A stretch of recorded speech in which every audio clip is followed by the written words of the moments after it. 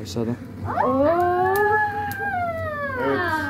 Şömine nasıl yakılı gösteriyorum size. Bu kadar basit yani. Ha. Oha yandı. Yanıyorlar.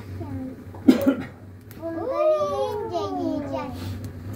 Vallahi bundan böyle bir şey olur da böyle.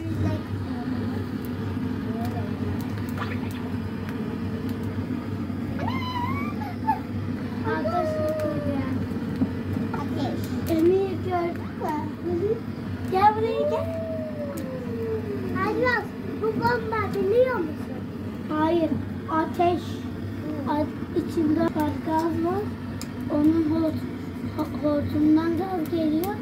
O sıra veriyor ateşi. Evet. Aynen doğru söylüyor. Evet.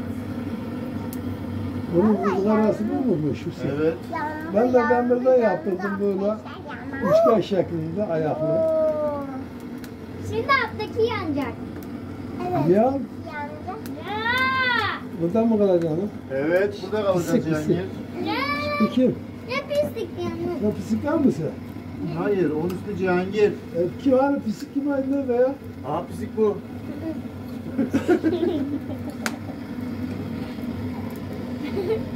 Emin.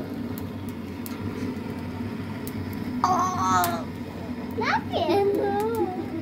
Berak abi bana şiddet uyguluyor. Evet. Birazdan çayımızı da koyarız kenarına.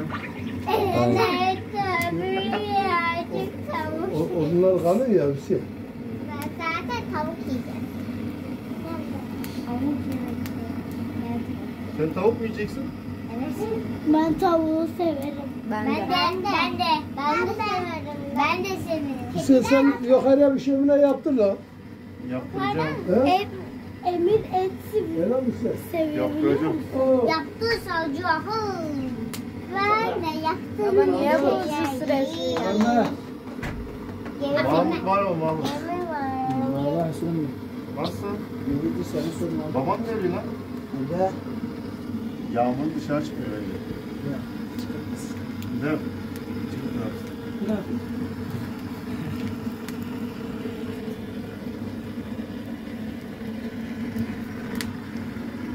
Oha.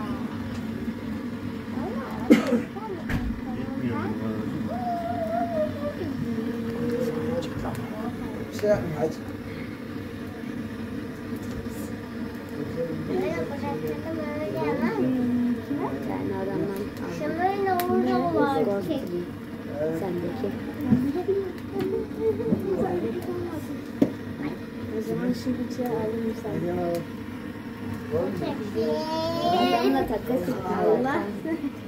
Oğlum takas ettim. Tamam tamam. O zaman al. Sağda bak ne var? Sağda ne var? Tamam yeter.